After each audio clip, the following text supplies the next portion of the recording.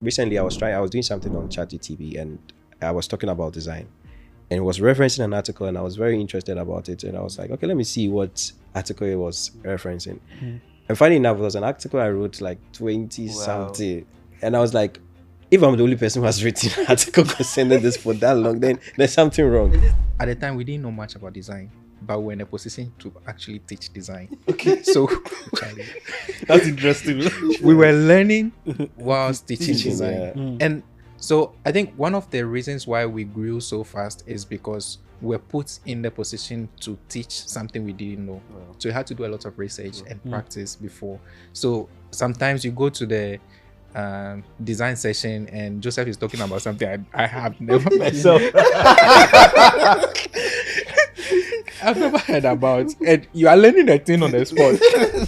Like if you don't know how to create research questions, don't think AI will be the best person to create research questions. You don't know how to do a user research, don't think AI will be the best to do user, because when you know it, then you can even spot what is wrong in the AI and then you correct it and even get better results from what you are doing.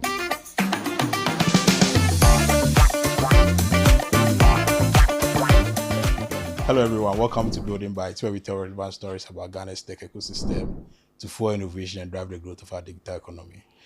This show is proudly brought to you with production support from Hubtel Academy.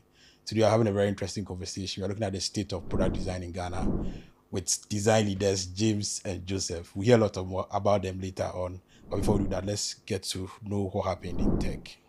Yeah, and what happened in tech? BOG opens applications for digital credit licenses starting from November 3rd. And the key requirements states that providers must hold a minimum paid capital of $2 million, a transaction limit of 10,000 cedis, and a license fee of 20,000, renewable every 2 years. So this is one of the updates from the regulatory office of Bank of Ghana. Any comments? Any bits? I think that's interesting. Well, but it's good that there's like clear structure. I think first fintechs were always confused what kind of licenses they should go for. So I think it's good that there's something specifically for them, and especially those giving what do you call the credits. That's great. Okay, great. Yeah, anything? I think for me, I like the fact that there's a special license just for credits now, and also for those who are already operating the market without it. Yeah. I think they don't have excuse now. You don't have as much of an excuse now if they want to go with the law. So I think it's good. It's good. And with the guidelines, I think there was a 30% requirement of local content. Yeah, local participation, which is like a good thing to have in there also. Yeah. I don't know whether startups could pull up 2 million cedis as early as possible, but yeah, I think. Was it cedis or dollars? No, cedis. It's okay. It's not that bad, but yeah. Okay. The credit market is not for everybody, so You should get some money before yes. Okay, so that's it.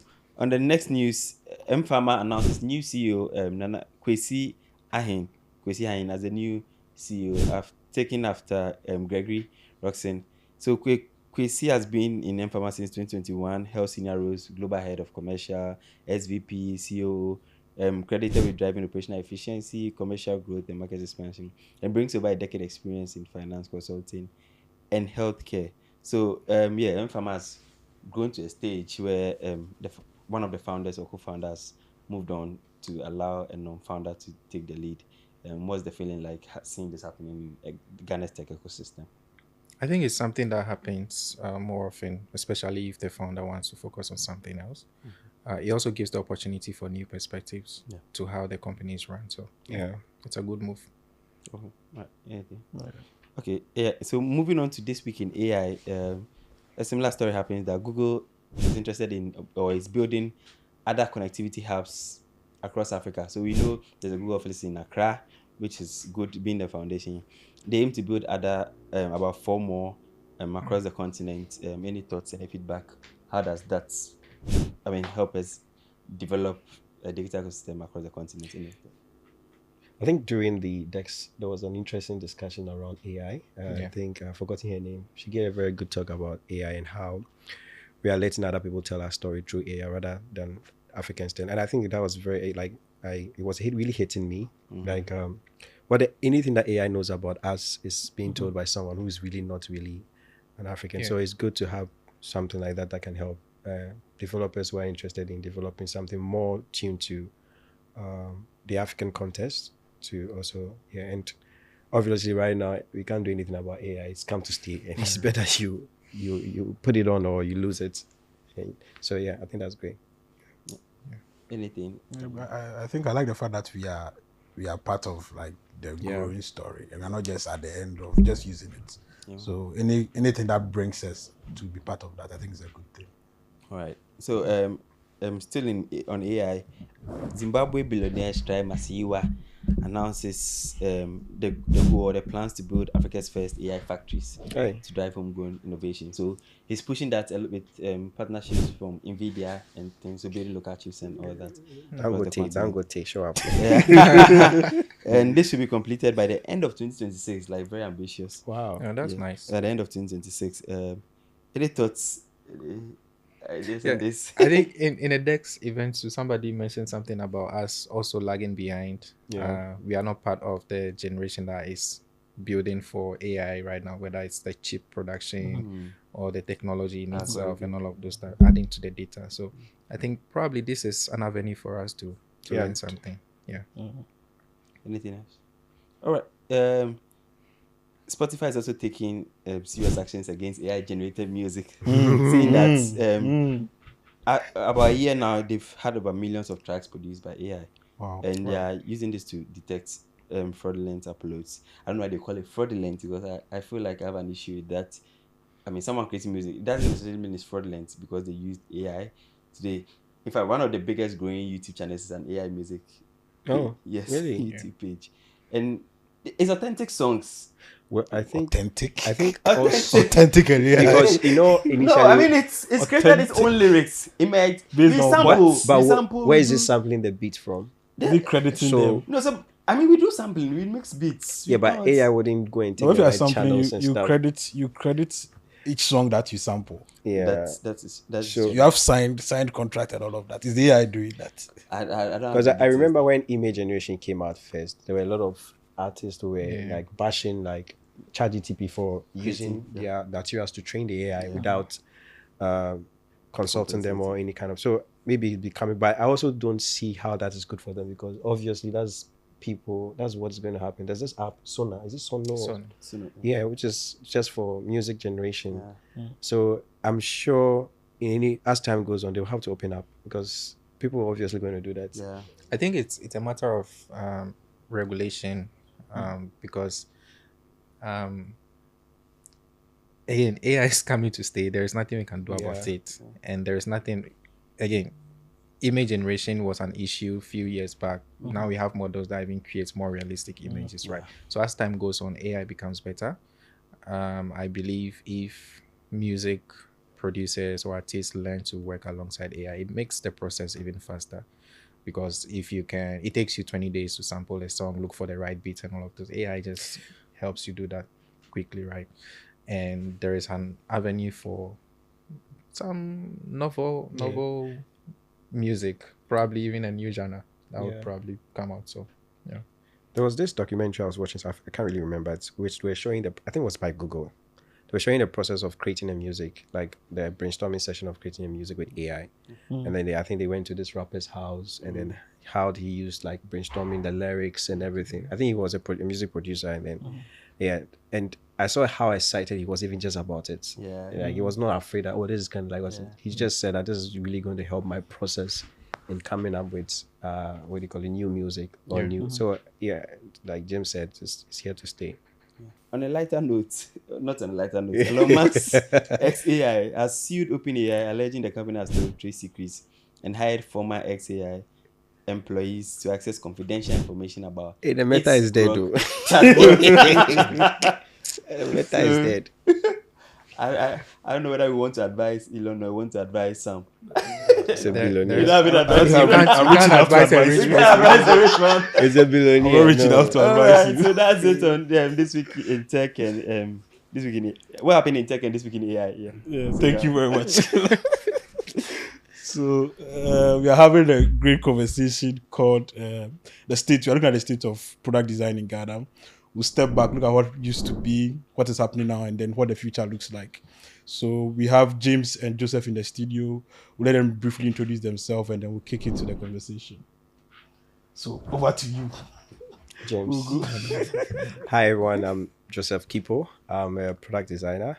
Currently work with Pharma. I just like building stuff. I think Is that all? for now. you see that. Okay. Hi everyone, my name is James, founding designer at Mintlify. Our company builds API documentation products for companies that want to properly build documentations for their services and products.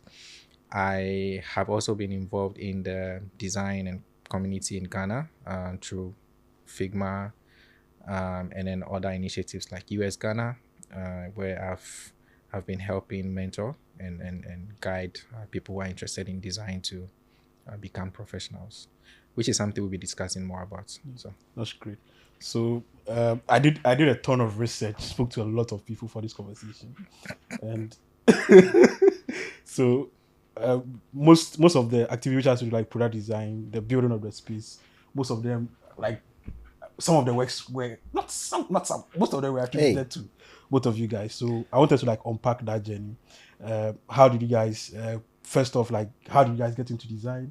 And then we move into how you guys started building the design community, especially with Figma and a few other things that you guys touched on as well.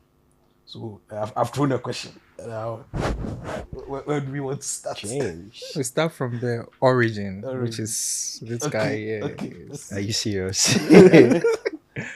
All right, so how I got into design, I did computer science in Kane University, and I think my final year, I had some 3 friends, and then we wanted to go to MTN App Challenge. I think at that time they were doing App Challenge 2.2. Somebody had won some dollars, and we're like, hey, we can go and win some dollars. We're excited about it. But prior to that, I think Vodafone had set up. Vodafone had set up a tech hub in tech. So you go and meet people coding. Yeah. And I always used to be wild when I go and people are coding. I was like, later I realized it was just HTML, CSS. I was. So I had a number of friends, and then we wanted to create an app. We wanted to call it Crafty. What we were trying to do was to try and then give local artisans, like those who do the marks and stuff, exposure to sell their stuff, like Pinterest stuff. Yeah. And then we wanted to build something that will win the challenge. So I started researching, and I came across, I was a front-end dev, let me just say that, and I came across product design. It was the first time I've heard about UI UX design. So I told my friends, I convinced my friend that for us to be able to make it to the challenge, we need to find a designer. And they all agreed. So we went to look for a designer, and we found a designer. And at that time, the guy was quoting us a price we couldn't pay. We've not even seen the money before. And we've not even thought about it. So I told them that, you should know where we can do something. But I think I can also relate back to the fact that at that time, I was a bit more frustrated about how a lot of the Ghanaian apps used to look like. I think now it's better. Those days, we used to have a lot of red, gold, green. And everybody's trying to show the flags in their apps. And it was probably this. Yeah. So I spent some time on Pinterest, looked at some inspirations, and I came up with some screens, and my friends loved it. I don't know why they loved it, because now when I look at it, I was like, this is nothing to laugh about. So we sent it out, and then some of my classmates also saw it, and were like, oh, this is good and everything. So we sent it out, and then we made it to, I think, the final stage of the end, but we didn't win. So I told my friends that if we didn't win, we are here, we should eat as much as we can before we go back, which we did. Typical tech boys. So which we did. So that was the journey, but I still had not entered into design. So during my final year project, I was doing a lot of design for my friends. So everybody would come and say, oh, let me up, then I'll do something. So I was not focusing on my project because I was doing that. And it was exciting for me. Yeah. So that's how, but I knew, like, obviously nobody was doing design at that time, like how I knew, like, product design. I never knew you could have it as a job. So for it, I got employed at Pharmaline, which is also a different story how I got employed. I was not part of the initial people. the people I was working, there's like a lot of people, they invited a lot of people to go for interview. And when they work and they asked them, hey, who did your interface? They mentioned my name. Who did your interface? They mentioned my name. They said, okay, then let's call the guy. Wow. So that's how I got the interview. And I got there, and then I got the role as a front end dev. Okay, so I was there, and then their designer left in between, and they asked whether I could pick up the role, and I said yes. So I was doing design and front end, not sustainable. And at the time, Alloy gave me the opportunity to do it full time, which was very surprising for me because I didn't know who was going to pay anyone to do design full time. I always thought they had to merge the two. So that's basically. Which year was this? Oh, that would be like 2015. Yeah, that would be like 2015-ish. Yeah. A decade. Yeah, almost like a decade thing. Like, yeah. So then I just moved into design full time after that. Yeah. So I'll say I moved to design full time like 2016. But I've been exposed to design a little bit before that. Yeah. Interesting. How That's was it nice. for you? Me? Yeah. So I actually did herbal medicine in James, I thought you were not going to say that. Yeah. Your background Yes. and your I and your did. work business. Yeah, it's so far apart that. But then the funny thing is, the thing people say design is everywhere. It's very true because I got into design doing labels for our products. So yes, so you know, as part of our course, you do pharmacology and pharmacognosy, and in pharmacognosy you do plant products, and in doing that you have to label the products. And when we started, I was thinking of a way to make it nice. And the labels, people were doing just white paper, they write a product's name and things. So I was like, okay, can we take it a step further? That's when I started doing the labels for my product and then my roommate, who was my closest friend by then. And then it progressed. So I started, I think by then I was using PowerPoint to do the labels. Like not even paint. No, Yes, or even Photoshop. No, but PowerPoint is actually a powerful design tool. Yeah. So I was using PowerPoint and I went to the computer lab and I saw somebody using, I think, Photoshop. So what is Photoshop? That was when I learned that, okay, there's something like Adobe and then there is Photoshop and Illustrator. I saw Illustrator. I was divided between, okay, do I learn Photoshop or Illustrator? Then I decided to just go with Illustrator. So that was how come I knew anything like graphic design existed. Fast forward from that, doing labels. And then, you know, in pharmacy, I think pharmacy department, I don't know about the other department, but we do posters for your final presentation. I did for a lot of people. I made a lot of money during school too. I was doing like how we met actually. It's an interesting story. We'll get there. Yeah, we met on campus. So post doing design, I was also learning to develop. So I was doing HTML, CSS, and It's a herbal medicine student. As I a know, herbal right? medicine. Yeah, I wasn't going to class, so yeah. What was the interest? What? No, I just found it really exciting because back in SHS, actually JHS, I was actually writing HTML code. So Macquarie was one of the fun CSS things to write, and then in SHS I was doing Microsoft Access database and stuff. So I already started building that knowledge in technology, and in university I was learning how to code and then also doing my herbal medicine stuff. So by the time I reached second year, I actually started doing Khan CMS, the CMS that Ken used to do. So I used it to build some sites for the agricultural department, the students. Yeah, that's how I met Clement. Yeah. And so that's basically how my tech design career journey started, doing labels for herbal medicine products and doing Khan CMS, and I met Joseph, which changes the story dynamics from there. So let's talk about how you guys met. Then we'll move into the community meet. So there was a girl, right? No,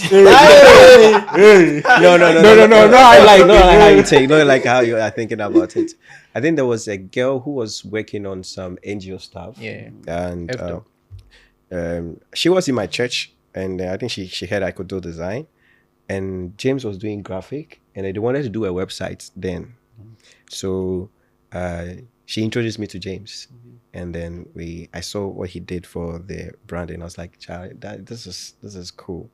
And then since then, James and I, like, that's just like a simple story. So we were working on, like, somebody introduced us to a particular project, and then I met him. He was doing graphic. I was also doing, obviously, UI stuff. And then we just became friends from there. We just started gelling, like, from there, like, working together, moving together. I still have some of the old paychecks and everything. That's I think we will show some if you can share, if you want to share. oh, sure, we can. If James is not afraid. Yeah.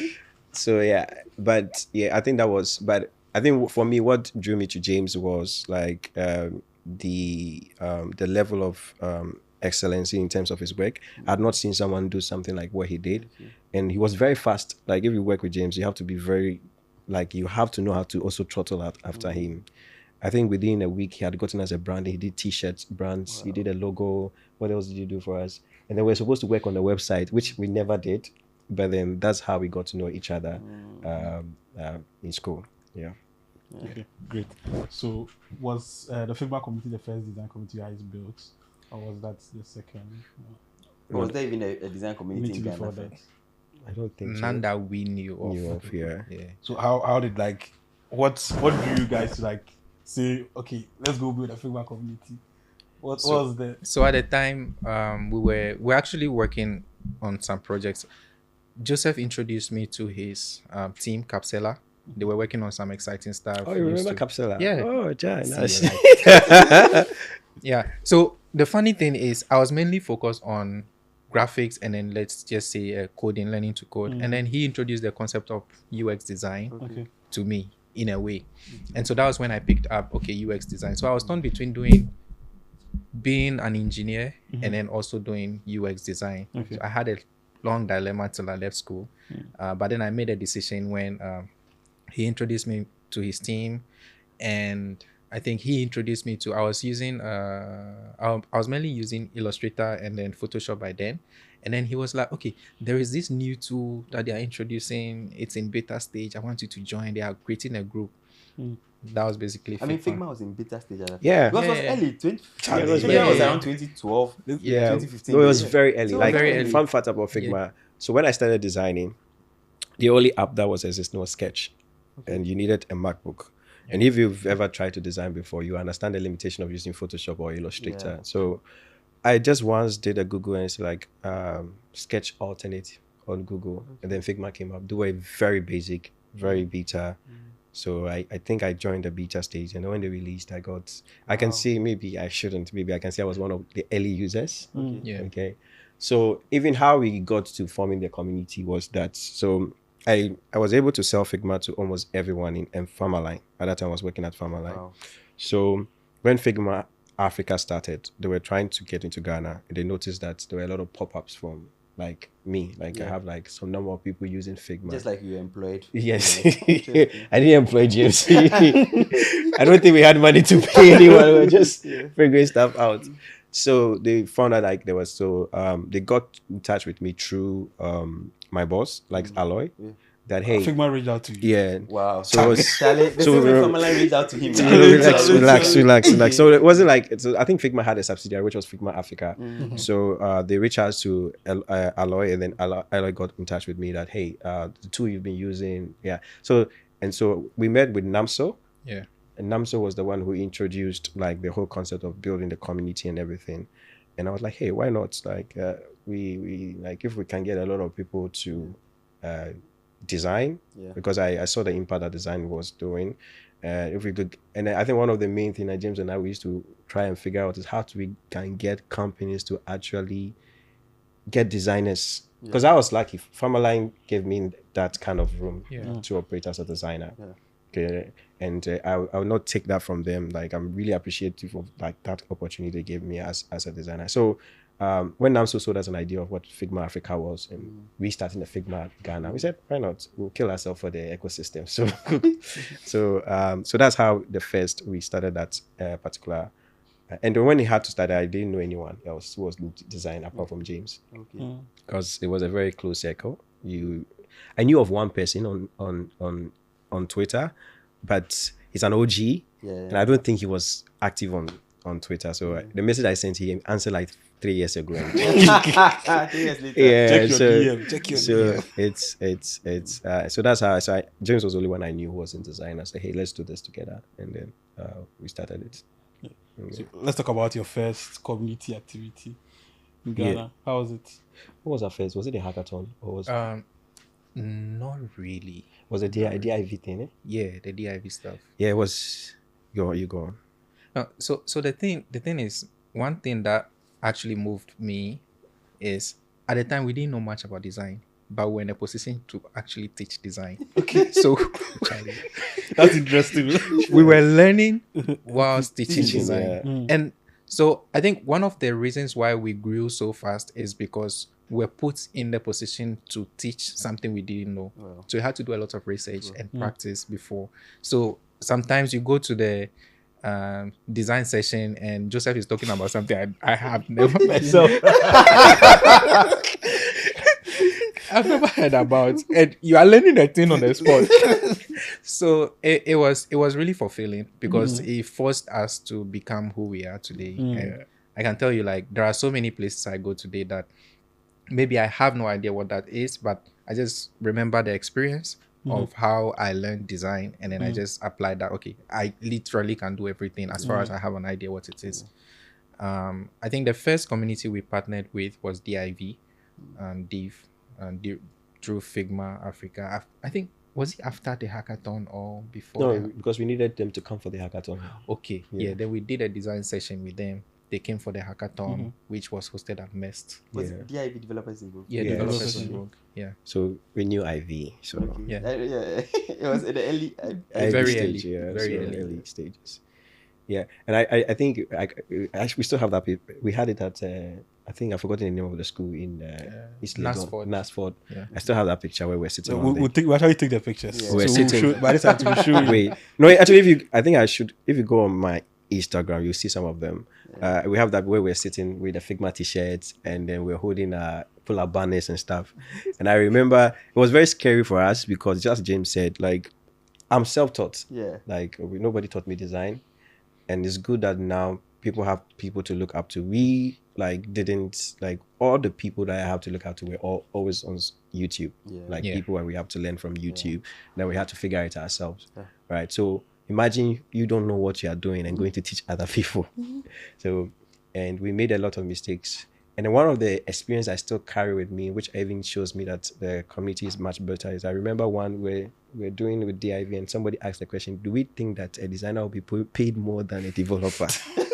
Charlie. The best one is to make a choice at that point. It was some guy who was teaching the ladies coding, and then we mentioned, and then I was like, do we think that design will make more than coding? And Charlie were like, oh, Charlie.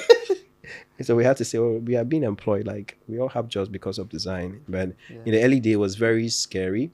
We didn't know. I think it was just, I don't know what was the drive was for us to just stand in front of people and teach design. Because I remember James and I had a hackathon, not the one that's at Impact Hub. Yeah. We're doing what you said, UX something, then we're practicing something we have not even seen before. We spent the whole night, and I don't think we even actually came up with any good solution. We were doing proper UX where people were doing, I still have the pictures of all those things, like post-it notes and We'll be showing everything, them. and all those kind of stuff. And people will create an idea, we brainstorm, people would now take the ideas. We're trying to do sprint planning, all those kind of stuff. And we were all new to all this. And as we were all winking it, people will come and say, oh, it's not working. Oh, let's try it again. This is not working. We're all winking because we're learning as we go. And what James is saying is true. I was recently telling him I wanted to come back to teaching, and he was saying something because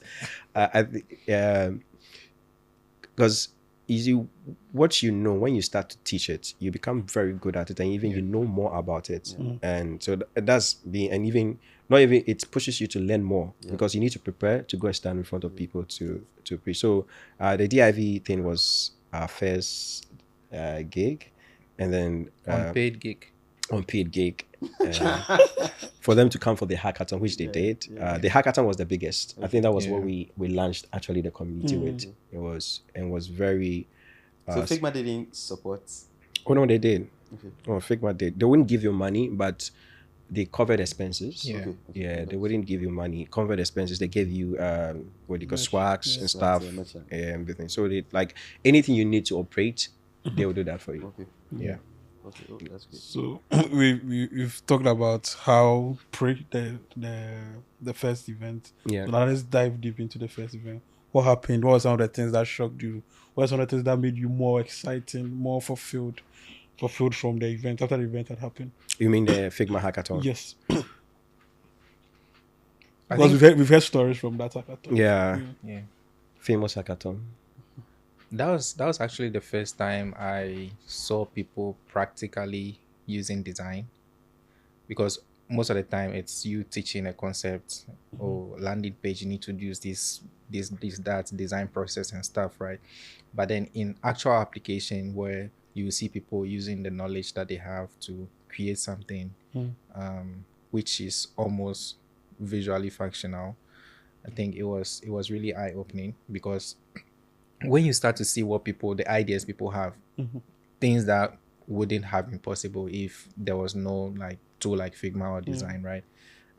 It becomes so, like, some of the concepts are so abstract, but then you see them, and at that time people were actually doing clickable prototypes and we stuff. had It some, was like so exciting. Yeah. And so for me, it was one of those events that's, as I said, a launchpad for us to build a community, because people knew that, okay, design is something that is tangible. It's something that is actually practiced. It's not one of those concepts that's, okay, you know about it, but where do you actually apply it? And that event at MEST also helped me appreciate the concept of community, because also that was my first time seeing something like that. And so seeing people travel, spend the nights, companies actually making, like, providing logistics stuff, and then MEST also supporting. It's like, okay, something is actually possible. Yeah, we even had UNICEF there. I think Yeah. UNICEF director was there that time. Yeah, I mean, it was very exciting. To be frank with you, it was an exciting event, and proud to that. You know, people did not know how to connect design to development, so it was good when people could see that, oh, like, this is what you could do with design, and then this is where it moves from to development. So. And you could see the ideas, and you know, like, anyone who says, like, we have a vibrant youth, that is when there's something new, because Figma was fairly new, and people were able to create. Not all of them were from MEST. People were able to create solutions based on that to come and pitch, and everything. It was, I think we did a hackathon. Was it a hackathon? Yeah. Then the final day we did the pitching. Yeah. So you could see people taking up something new, and then creating something out of that new thing that they just found. It was just a revelation of what the community could be, and then how far it could grow. So it was very exciting. And the support was awesome there. Yeah. So we'll talk about how design, in terms of shipping products back then. I think you guys were actively in companies as well. But before we do that, are there some names of people who were at the hackathon that you still remember, who are still in the design space as we speak? Yeah, ABI was after that. Yeah, I think she was there. ABI was This there. guy, Zach. Zach is Zach. now. It's like I don't know if you know Zach. He used to be one of the design guys we have around, but now I think he's outside. He's doing some stuff with media. We had Sapon. Michael Sapon. A number of them. Like Aseda, who is now the photographer. I don't know if you remember him. I don't remember him. Okay. Mubarak. Yeah, Mubarak. So Mubarak used to be part of us. We had Bezo. Bezo. Really? Yes. Okay, but I know him as a product guy, not a product. Yes, guy. because He used to be. Wow. Yeah, he used to be on that Makes a lot of community. sense. Yeah. Interesting. This This was makes a like lot- 2016. Yeah, this Yeah. will be 20. No, that will be a little bit up. That will be like 2017. 17, 18. So you Yeah. Interesting. you can tell the impact in the product that he's been building. Yeah. Like, Yeah. design is there. Yeah. Wow. No, Yeah. I think beyond the hackathon, there's been a lot of, like, design sessions or events. So there was Sure. one with Nobuke Foundation and Okay. British Council. There was one. I don't think you went for that one. We went to a school. This technology math school. No. I think you Yeah, did yeah. that thing. Yeah. And then there's this guy, Joseph, the other Joseph, Curry.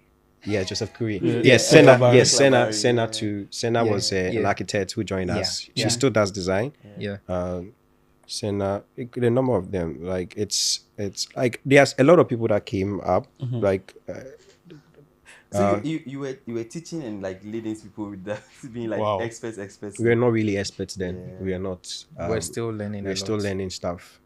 But then the interesting thing that happened was when we started a partnership with University of Ghana. Yeah. You know, we had to, you know, in teaching design, you need a structure. You need like a curriculum. Yeah. And we actually built a design, It's a learn curriculum. design curriculum to guide us to do that. I think in a way, Figma adopted that thing. Yeah, And we they are, no, learned- yeah, actually, yes, that's great. Yes, true. Yes, true. I just remember that we achieved that thing.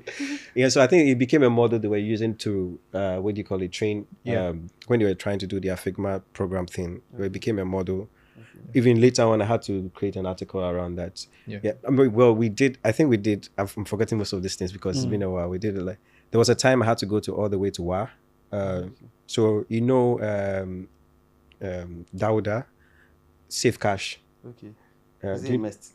No, he was not immersed. He used to work with Mubarak. Yeah, because Mubarak is from WA campus. I think Yes. he did. So he's now the one developing Safe Cash. So he invited us to. I don't think you went to that one. Safe Cash. Yeah, Safe Cash. We know him. Yeah. So I don't know how he got to hear about us, but he invited us all the way to WA, the EDS campus, and Figma funded that. So I went there. I don't know what a 3 days thing. I did a whole boot camp, boot camp with them and everything. That's how. Dauda also became a friend with me. Then we started everything design and everything. So it's been so recently when I was going, we're doing this with Design Junkies, and then we went all the way to Takwa. I was like, oh, I was like, this is a long journey to travel to come and teach people design. Then I realized, I had done a longer journey. Yeah, so that was how far we were all willing to go. Yeah. And at that time, I wasn't really staying in Accra. I stayed in Kumasi, and it meant that every weekend I go to work Friday. I don't go home. I take a bus, a VIP from the VIP station to Accra. So I leave around like 4 5 a.m. Then I'll get to Accra by 10. Then we have an event at Impact Hub, like every weekly. Okay. Then we meet at Impact Hub, teach. Then I go to sleep at my mom's place and go back on Sunday again. Like that was my life. That was like our life for a very long time. So I mean, we don't think we are the founders of design communities, but then I think it's good when we look at and see people who we either were in our class or were part of us doing something else, or like becoming more of a design leader themselves. Yeah. Before we move on, I want us to talk about the University of Ghana partnership. You can briefly touch on that also. Yeah, so I don't know how. So I think one lecturer who was teaching HCI by then, Prince, he reached out. What's ACI? Human computer interaction. It's a program the IT and computer science students read, especially in third year. Yeah.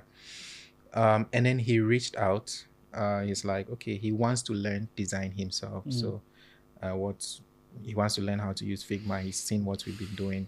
And so through that interaction, we had a conversation, and it's like, okay, this is something that students would really appreciate from industry perspective.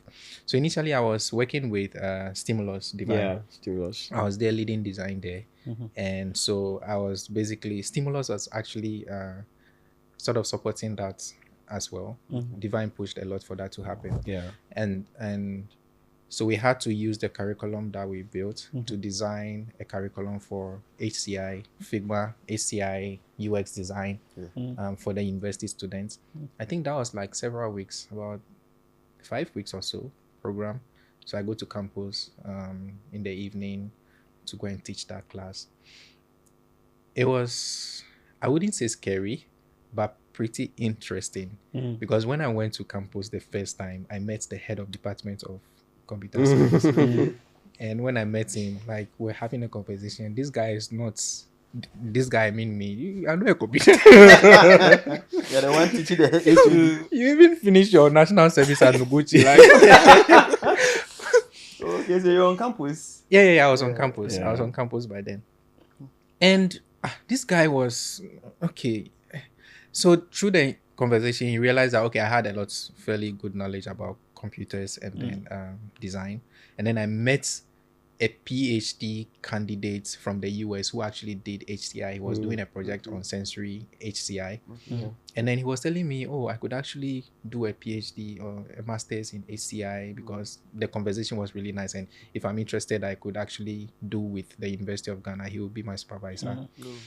So it was really interesting, and that really also piqued my interest in design because like all of these opportunities are there. Like nobody discriminates. Like they just want to because they've seen somebody who is genuinely interested in what they are doing, and so that made it easy to build that partnership. And we had the opportunity. It was done twice actually. First Richmond's batch, and then the most recent. Yeah, Richmond is also one of the. So Richmond that we actually work with right now was our student. Wow. Yeah, and the acceptance from the university was really nice. We even did certificates for the students. They were willing to. I mean, they took some questions from me for the final assessments. It was really nice, and at the point I felt that okay, this was a forward-thinking department, appreciating or opening up for industry. I think they wanted to do their project something. I think sometimes because they wanted to do projects like instead of project work, they do the project work with us. Exactly. Yeah. So things like that. There were a lot of initiatives. Unfortunately, it was short-lived because priorities changed. No, big after some time. Whose priorities change? The school or you? Both sides. Priorities change. Figma days were like very brutal. Very cool. It was a lot of sacrifice, and I think both of us we were just enjoying it. We just liked it. We just like to teach design. We just like to talk about design. So we're not like feeling it. So as we kept growing, it was like, what's next? I've been like off the space for some time now, and it's not because I went to look for money. It's at a point I just wanted to be able to recollect, sit down, and then it was because just like what James was saying, at the point I felt like we're teaching a lot and we ourselves were not really there. So we didn't want to become theorists, like we can rattle everything about design, but we didn't know what we were doing. So for us, it was time for us to focus on actually building core skills. And you know, when you look at the diary of the CEO, he talks about the 5 buckets you have to fill. And the first 2 buckets is the most important one, which is the first bucket is knowledge, and knowledge translates into skills.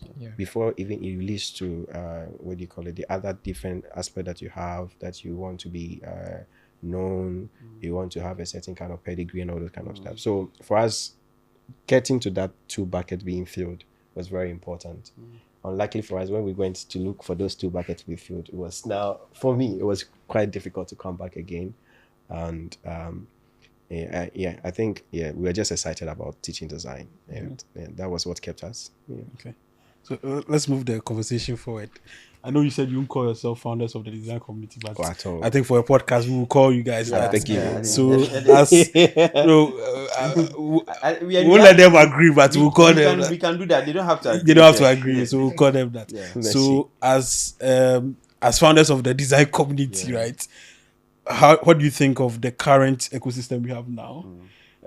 What changes have you guys seen? What changes were you guys back then? Were you guys looking forward to? Are some of them happening? Are some of them still in the works? Are some of them that you are still hoping to see?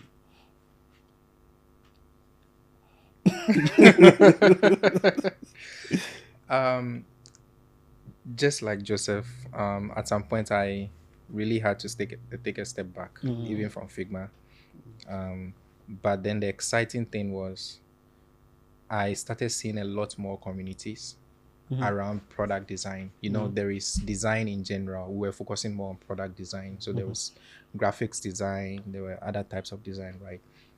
So we're mainly focusing on product design. I think a year after I stopped doing Figma, I think Joseph stopped earlier, and then I followed or something like that, one of those. Somebody reached out. What's his name? Derek. Yeah. He was also interested in moving the Figma community. Yeah, I'm sure Derek was a student by then. No. I didn't know him at all. Okay, I don't think we know him. And then a few communities. There was UXGH, which Eric moves like a lot. He was very persistent. UXGH came up, Eric, Eldad, and I. And then we even started some design hub. Design hub. So we should talk about that one. we'll definitely design hub, and then a few other. So there were a lot of design communities. Div ladies were also reaching out.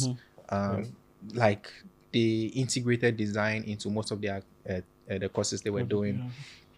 And so for me, the excitement of seeing people actually pick something up was really great, because you stop something, you are doing something, and it's just like, okay, just the two of you.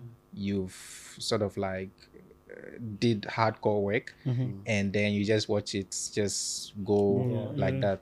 So a year on, I saw those things happening, and then now like the design communities are countless, like so many.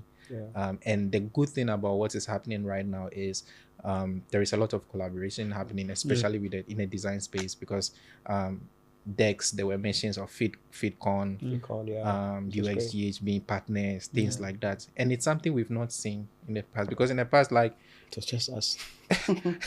The only designer I knew was Joseph. Then Joseph introduced me to Eldad.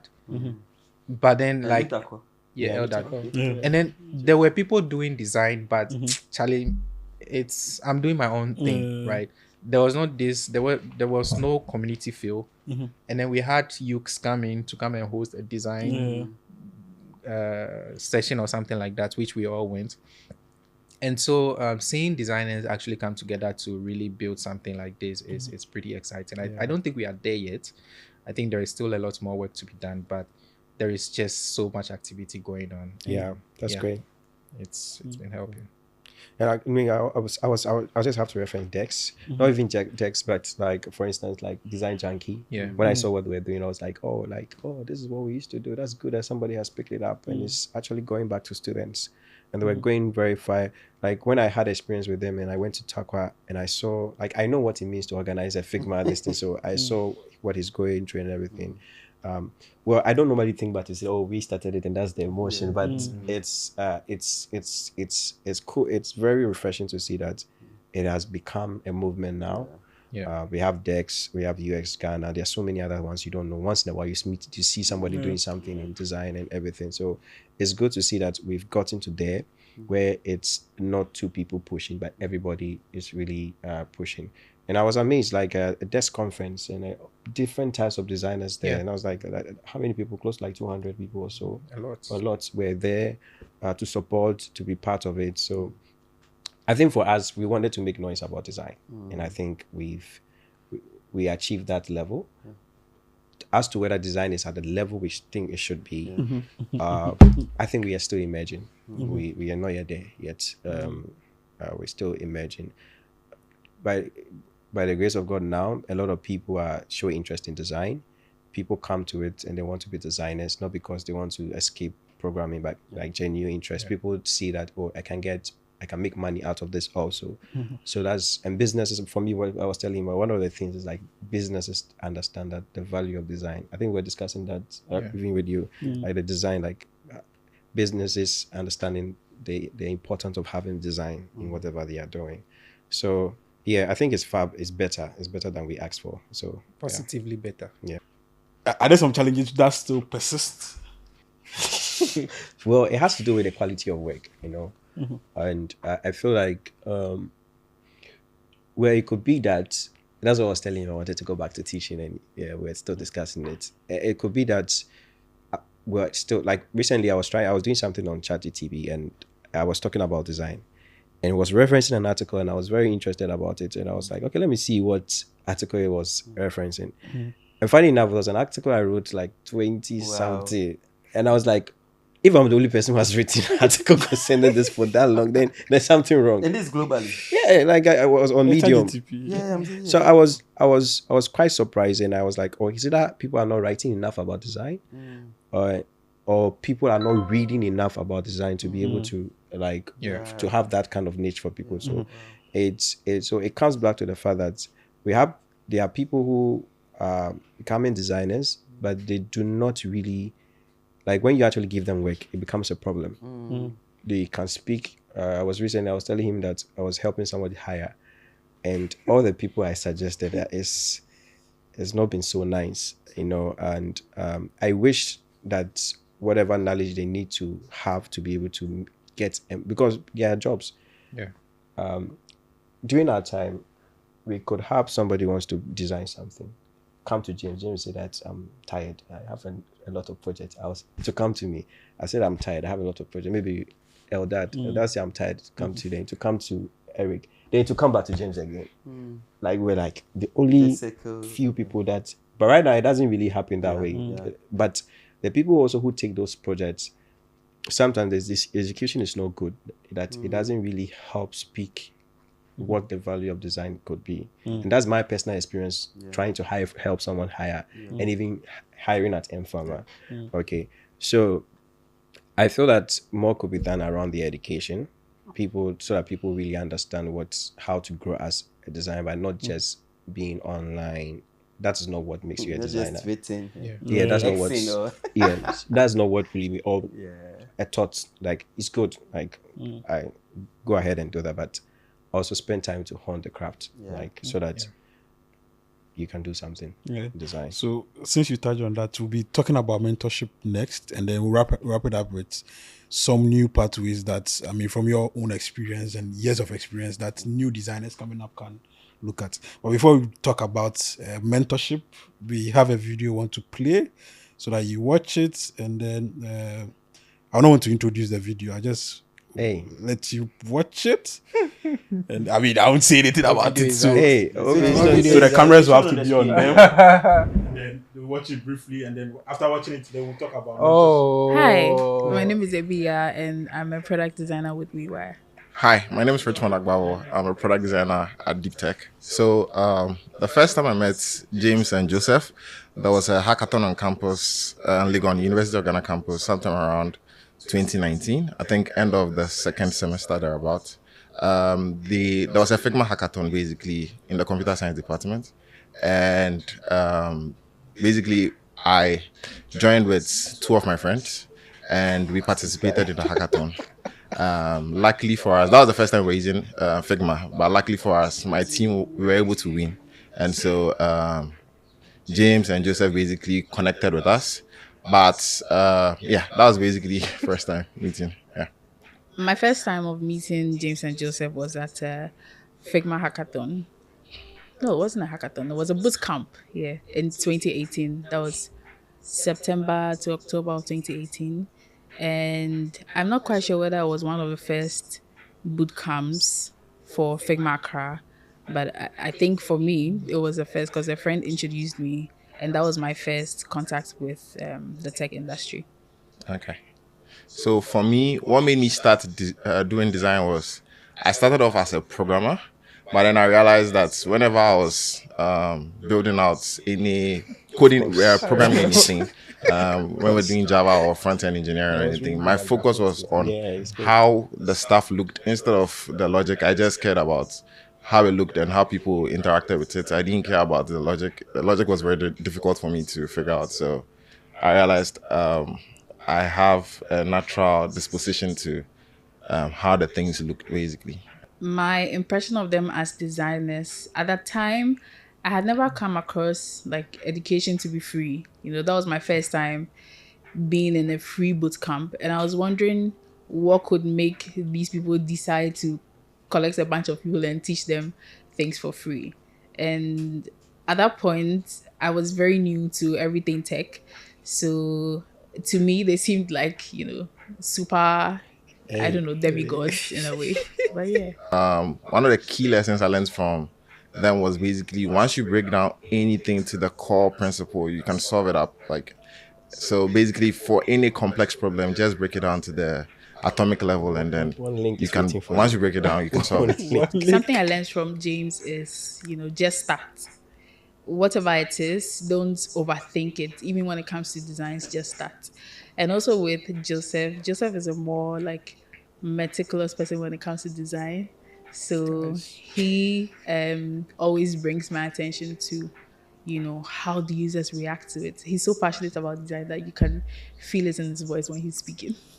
with Design Hub, first things Joseph taught us was the bridges at Medina. How people did not want to use the bridges because they were not designed properly, because they had the long ramp to cover for the truck pushers and the motor riders, but did not think of how much of a walking distance it would be to walk across that. And so yeah, basically that's it. Like, it was just eye-opening to see how engineered things or things that are built for people are not being used the way they are expected to be used. Yeah. Projects that I've worked with them on. For James, the initial times when he was kickstarting, I think, ADP list with Felix. So I volunteered I was just updating the records, before they actually moved to an automated system. So moving like sign up from Excel sheets to what I did a lot of work. Worked on with Joseph, with He's James. That was the first hands-on on all our project. projects, to be frank. For the impact, so my first ever gig I got, Joseph connected me to the person. Basically, I think I was in the trotro from Accra to my house, and Joseph just called me. I was like, "Yo, Richmond, there's this gig. I want you to work on it because I don't have the time. Are you willing to do it?" I was so excited, and I jumped on it. And he connected me to another gig with the same person. Then right after the Design Hub sessions, he connected me with Effect Studios. And so I did my internship at Effect Studios while I was, well, it wasn't an internship. I was working at Effect Studios while I was still in school. And that basically cemented my introduction into the professional world, basically. Then James connected me while I was still in school to Serenity. And that's where I worked on the current system Yahoo is currently working on. I remember the first time I got a job outside of James and Joseph. I called James. I was like, the people are asking me to mention my salary. I don't know what to mention. He was like, what is something you want to buy in the next 3 months? Use that to charge, basically. So if you want a laptop, find the price of the laptop and then use that to charge, basically. And so for any big decision in my life concerning my professional experience, I always reach out to them. Like, they've been my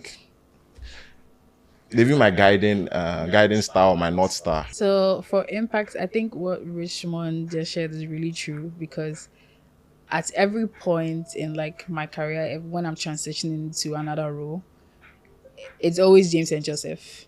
You can go to them for advice on how to negotiate, how to, go about certain things. First 2 years of my transition into tech, I actually went through like the software development route. And after COVID, things were beating me down. And I remember Joseph actually lived close to where I was, and he would actually pass by my house to check up on me, like, how are you doing? Just to give me some encouragements not to give up. So it was Joseph that introduced me to Effect Studios, and then I got my first design role. Salary negotiations, it was with him. Also, my second design role, my salary negotiations, I ran them through James, and he was actually like coaching me through, what to go for, what to say, how to pick up this, how to pick up that, and they basically let you know that you can accomplish everything you set your mind to. The second time I met James was he was a guest lecturer for the Human Computer Interaction course in University of Ghana. And from that alone, I know of like 4 different product designers that are like making waves now, who are from that class, and then were introduced to design just from that. And that's aside of the other sponsorships that James has brought into the Ghanaian market through his connections with the outside organizations, basically. It's basically a lot of things. It's hard to sum everything up, but starting from Joseph, I mean, look at Pharmaline, contributions he has made there. He's left footprints everywhere. I remember in 2019, I was taking students from UPS, that's University Primary School, and students from Galaxy International through a program called Technovation Challenge. And Joseph actually offered to be he agreed to be guest lecturer for kids as young as 15, 12, 13. They were learning how to build smart apps and things, and he was able to lecture them to go through. It's a worldwide challenge, and I think they got to semi-finals or so. He also has a startup, and for both of them, they are big believers of growing with the people around you. So wherever they go, they sort of open doors for people to get access. Once they notice that you're trying your best, you're learning, good at what you do, they are definitely going to hook you up onto something. On James' end, from ADP List to Design Hub to UXGH, they're also both co-founders of UXGH. That's also another thing we didn't really touch on. Find me. Basically, Yeah. it's they don't only leave it at the professional level, but on the personal and human side of things as well. There's also that connection there, that bond, and yeah, I can't say everything. If you look at, I think the last DEX conference, for instance, ADP List was a sponsor, and that was through James. The current thing they're doing with Design Junkies, where they are touring campuses, Mentlify is a sponsor, and that is James again with his the company he works in the US, and so he sees the people that are trying and then plugs them to get access to a lot more resources to perform the tasks that they can perform to help the industry basically. And even till date, there are still people that Joseph would refer to me to say, oh, this person is a newbie at design, can you mentor her?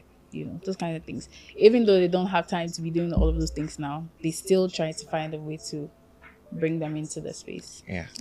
And also James is always pushing me to teach people design. So Oh, then I have for me, I want to thank James and Joseph so much, because honestly I don't know where I would be without them in my life.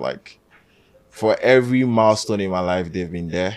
And so I'm still learning from them, and I'll continue to learn from them, and I'll always appreciate everything they've done for me. So James and Joseph, if you're watching this, I mean, if I could bow down,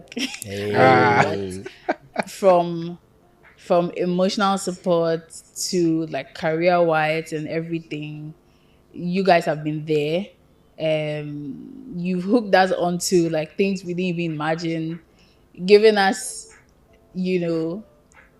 money to feed, not giving money, but then putting you onto something that pays you good money that you can earn from and get the experience and everything.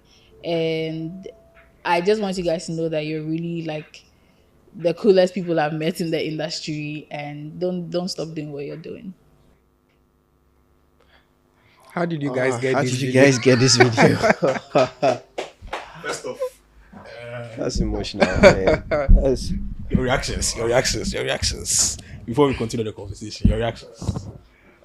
Yeah, I think Richmond and BI, today we're even talking about them. They've always been our joy. It's to see that. I mean, not just them, and there are other people, but then they've kept coming, and it's always nice to see that they are doing well. They are at good places, and they are also. When I see BI on a podcast, I'm like, oh, BI. Nice. Yeah, it's. I was just telling him that doesn't he like this feeling? Doesn't want to cope up by giving people free classes. Yeah, it's nice. It's nice. Yeah. I think for me, one of the challenges I had was I couldn't get somebody as good as myself. Or as easy to work with as Joseph, and so having Richmond and Abia, there's been a lot of I started companies, I got them on, they help. There are people who want to start companies come to me. The first two people I think about are those two people. I mean, there are other people that I refer stuff to, but these are the two people I know I can trust. They will not disappoint me, and so it's good to hear that the feeling is actually mutual. So Yeah. Interesting when your mentors give this feedback on you. Charlie. So now let's talk about new designers. So there are new age of designers coming up. They are designing at the age of AI, very competitive age, right? What would be like some? We don't like to do advice on this podcast, but what would like some advice that you had for new designers coming up? Also keeping in mind that mentorship is very, very important now. What would be like some advice or some key things you'd want to tell them? I think generally, like, I think my advice is they should learn how to be mentored. Like, I've had people who've come, not to say they've wasted my time, but people expect that when you're mentoring them, you should be chasing them. And if I have somebody like James, there's no time. Like, and I think these two people understood it. They understood what it meant. Like, there was a time I was almost everywhere I am. Like, I'm going here, she's here, and I believe that's how she got to Richmond too. yeah, So I think people should learn how to be mentored. When you want someone to be your mentor, it doesn't mean the person has the it's a person's duty to follow up on you. You need to do work and then follow up on the person. Even when the person is not responding, you need to like try and then give. Now, my advice for new designers, I think Eldad posted something last 2 days, and I actually told him that's been my opinion. A lot of people are running to design with AI without understanding the fundamentals, like the foundation, what it is. And that means that Before you continue, when you say the foundations, like I don't want to go into design talking. Like some people, when you look at their design, there's no proper hierarchy, there's no contrast. They are not looking at making sure things are readable. They don't understand the user or even the market they are designing for. They don't even understand the design process. Okay, like where do I go from here to here, and then when do I do wireframes? They don't it's just churning up UI stuff. Pretty. Sometimes not even so pretty, but then, or maybe copying off from whatever somebody is doing. Okay. So without having foundational knowledge, it's very difficult to work with AI. Like what you will just be doing is you'll be making AI to do every work for you. And that is not a value. That does not put you at par with somebody who understands foundation, has the skills, and is working with AI. Like the two of us have been working with AI a lot. Like I've recently, it's been part of my workflow. I explore it a lot, but I understand it. So when I'm talking to AI, I know what I'm telling AI to do. Which makes what AI is giving back to me different from someone who does not understand the foundation. Also, you're just numbing that part of your brain that is supposed to be creative. That one day when your internet is not working, you can't work. So AI is here to stay. There's a good way to work with AI. If you don't know the fundamentals, don't spend your time. Like if you don't know how to create research questions, don't think AI will be the best person to create research questions. You don't know how to do a user research, don't think AI will be the best to do user, because when you know it, then you can even spot what is wrong in the AI, and then you correct it and even get better results from what you are doing. So AI is here to stay. In fact, I was telling him that like the new set of designers are supposed to be generalists. People will expect you to be able to create a website, to be able to turn up something front end. Like that's where the world with AI. But then you need to have your foundations better. Like your foundation needs to be very grounded. Like you should be able to, like people. I was telling him there was a guy we were doing an interview with, and he had, like, as soon as we saw the app, with the person who is trying to employ him, be like, oh, we know this app, but I don't know where I know the app. But I have a feeling like I know this app, but I don't know where I know the app from. So when the person was just asked the question, there was some components. Okay, what does this component do? And the guy was numb. It's like, okay, like, so you don't understand what you're designing. You don't know why you're making the design decisions. And that's what AI is doing, because you can just one prompt and it creates something for you. And if you don't understand why you're making those design decisions, then you're not really adding value to whatever you're doing. So foundations, go back to your foundations. That's great. Yeah. And I think another thing is a lot of designers think being a designer is enough. It's never enough. Right? Yeah, so, my mistake. Sorry. I'm not talking about you. So being just a designer has never been and will never be enough. And it needs to be something that every designer, you need to be aware of this, right? back then there were no tools for you to, again, AI tools are everywhere now. Back then there were no tools, so you have an excuse to say, oh, I want to focus on design alone or user experience. But now you don't have that excuse anymore. The ability to learn is one of the biggest skills anyone can have, the ability to learn new things and then also master them to an extent. And that's where the foundations come inside. Learning is not just, again, it's not just about learning, it's about learning right. And how do you learn right? You learn from people's experiences, the mistakes they've done, because nobody has the time to go through. You don't want to go through the mistakes he has gone through. At all. I would encourage you. So you want to learn and learn right. That's where mentorship comes in. And one of the things that drove me to co-found AD Police is the drive to scale mentorship, because it's something that you cannot scale easily. And so if you can figure out a way to make it easy for people to have access to that knowledge, which is like, I call mentorship as shortcuts to achieving your goals in a way, because you can go to all the schools, you can read everything, but when it becomes practical, you are in a meeting room and you have no idea, or you've never heard the conversation or the decisions that were made because of something, you'll never be able to contribute. So mentorship is something that we need to take very seriously. And I think some of us had the opportunity to build something in that area. AD Police, there are so many platforms and there are so many communities where you can meet people and learn from. And so I think we should take advantage of those opportunities that we have and use them. Again, just learning is learning right is what we should be focused on, and being able to learn new things. And as I said, you need to be teachable. If you are not teachable, you can't progress in your career. You'll be stagnant, just like a lot of designers today. Another thing is, again, don't be too focused on, I have 8 years of experience and things like that. At all. You'll be surprised somebody who started design yesterday would have more experience than you, because they've opened up their mind to learn certain things that could contribute to wherever they're working. And so don't be quick to say I'm a senior designer or I'm this and that. I enter rooms with meeting with I've met very, very good designers. Some of the top designers that are on Twitter, some of the top designers that people worship. I've been in meetings with them and had conversations with them and realized that your years of experience, they don't matter. It's how much you actually know, the skills you have, craft is what really matters. And for somebody who is currently hiring and I can't find a designer to hire, I would tell you that companies have different priorities, and knowing UX alone it's not going to get you there. If you want the opportunities that you dream about, you need to go a step further. So before Caleb comes inside, I like that you mentioned senior designer.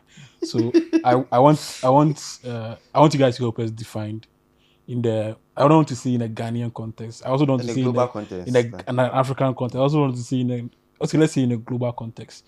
Let's define this: a junior designer, a mid-level designer, and a senior designer. So who's a junior designer? And maybe like a design lead, like in the management form. Design leads are usually senior designers. What defines a junior designer? What defines a mid-weight designer? The question you're asking is what defines a senior level designer? Because the decision for that is based on the company.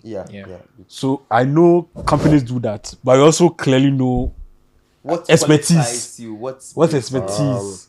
I think for a lead designer, the idea is you should be able to, it should be able to like lead the design culture. You should also be able to kind of have a thought process or understand like business, how the business really work. Because a lead designer, what you basically do is you more like interfacing with business, like what business goals is, and then trying to bring it down to what like normal designers. It's a leadership role, like and like I found that like even designs, there are two, in terms of design leadership, there are two parts. You can go, there's like the creative part where you actually just keep on designing, and then there's a design leadership role that you actually become a leader. You lead other designers, and that requires the skills of being a leader. So the skills of being able to lead other people and all those kind of stuff. And then so when you talk about a senior designer more of is in a creative direction. It's like he's more experienced. He understands how to come up with product that people like. He can more or less own the whole value chain of design, but he might not be a leader. Okay. Do you understand? Some senior designers are leaders, and sometimes what happens is they end up being lead designers. So that is the transition. But the value in that is understanding how to build products. I'm not saying, when I say how to build products, it's different from designing. It means understanding different things that thinkers to make the products work, and even the businesses, and then what you've contributed to the company. I think We want to add up before you go to mid-level, mid-weight, and then junior. that mid is a tricky thing. We'll touch on it. The mid, okay. So as founding designer or head of design, I would say obviously a design lead or a senior designer, like there is just so much expectation, right? So one of those is leadership, as you mentioned. One of the other things is strategy. You need to be strategic. You need to be able to make decisions. If you are put in a position where the founder is not able to make a decision, you need to be able to make that decision. You need to be able to communicate and articulate your ideas to other people, because one of the things about, when you grow in design, you realize that it's not more about creating or pixels and stuff. It's more about collaboration, leadership, and things like that.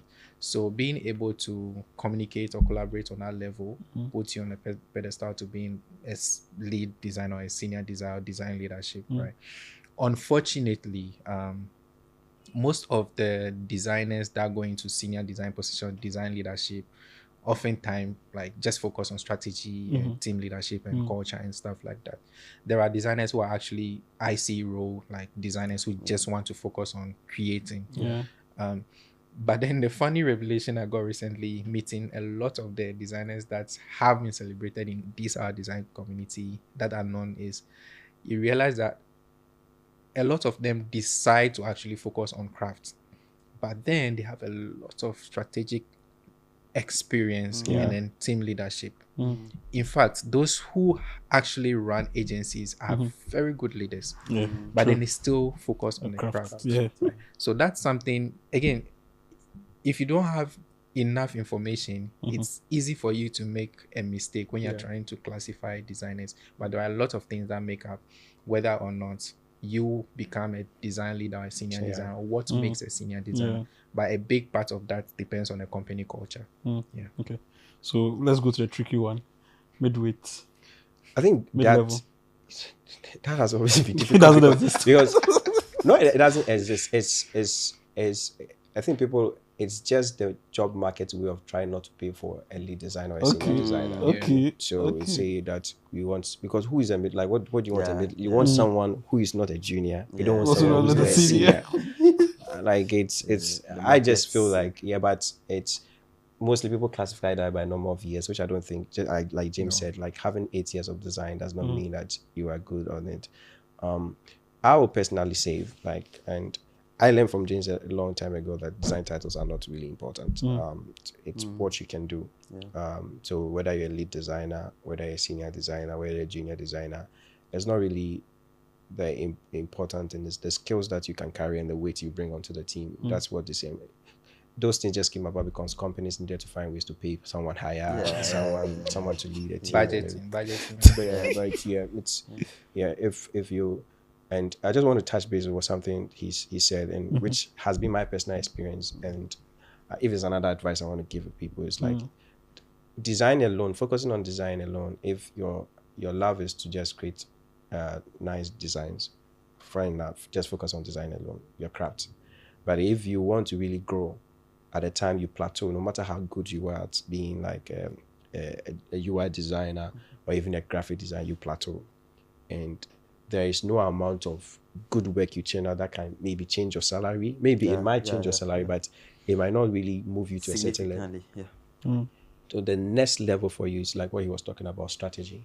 Okay? So that's why you can see like elder than designers, but now they've moved to a different level. And that is where the growth is, because when it comes to that level, there's no ceiling to it. Like you can keep growing as much as you want. So I would encourage any designer, like, just don't think about screens. That's why even when I try to teach design, I try to teach people to think outside the box. Like, not every solution is screens. And that brings someone's mind to the fact that, oh, like design is not just churning out good screen. It's just also just thinking about how something should work, system thinking. Recently, somebody drew me attention that I should go and learn system, forgotten the name of it, something system. And I saw a course somewhere. And I said, okay, this is it. Like, I need to go and learn. But like I'm saying, just the craft alone, UI, sometimes there's a limit. To unlimit that, you need to open yourself out to be able to explore the strategy part, product, the business part. In fact, one of the things he's encouraging me to do is to build a lot of product. That's how you become good at that. So build stuff. Right.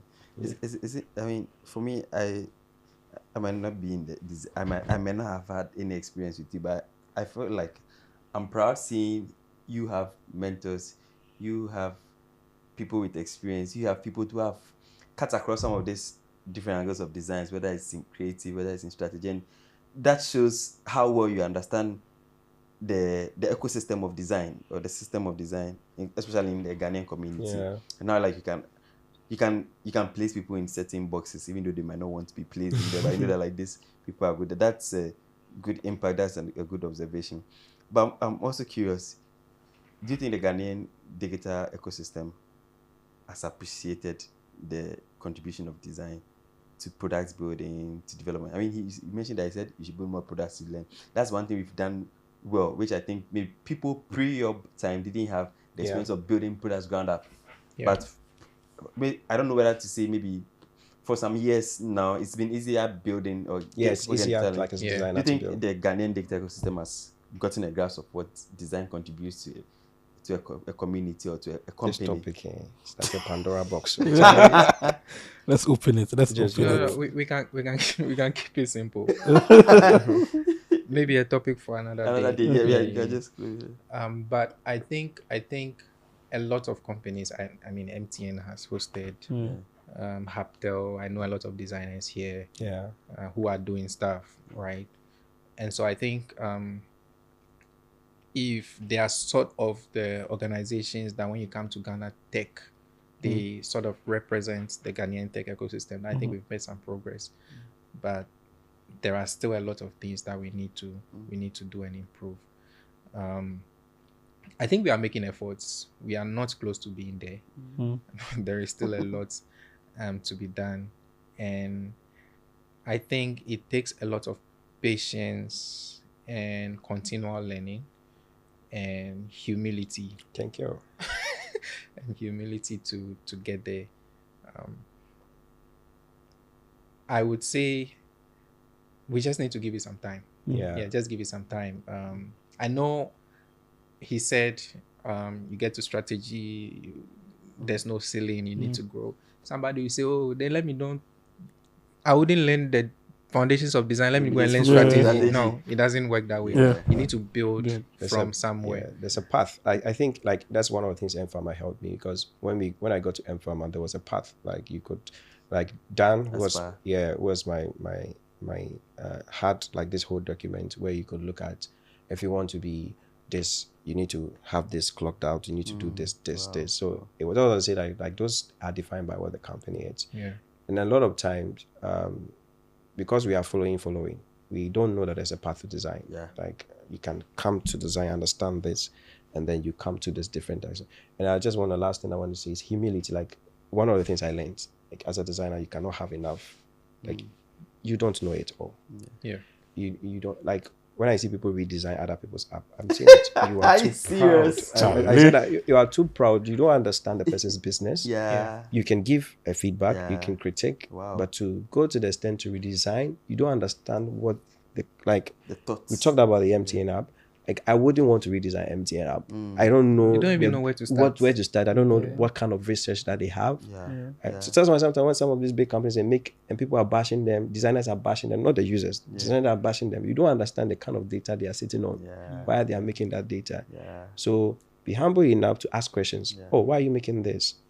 Why is this way? Oh, what about this? Have you thought about this? Have you done? But just jump to the conclusion, this is bad design. What is bad design? You're not the one who design. Bad design is determined by the user. So far as you're not the user and the data, you're not the user of the product. You don't. So I had to learn that. I had to be very humble.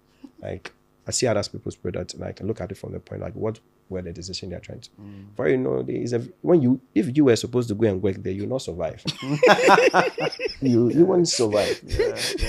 So it's when I see people in that level, it's a level of growth. I know that this person is growth to the level of this thing. So humility is very important as a designer. And I think just like James said, we'll get there. I think we're already on the path. There are great designers, design junkie guys.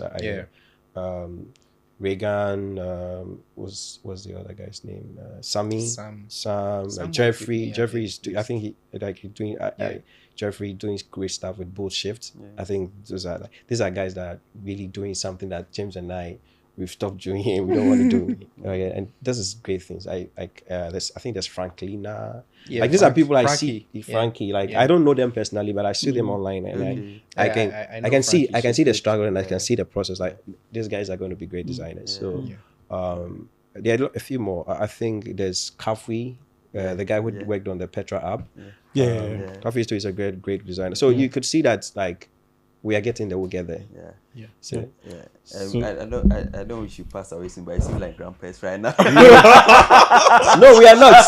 No, actually, we are not passing away. We're not. But you see, the experience, the context, the background to things.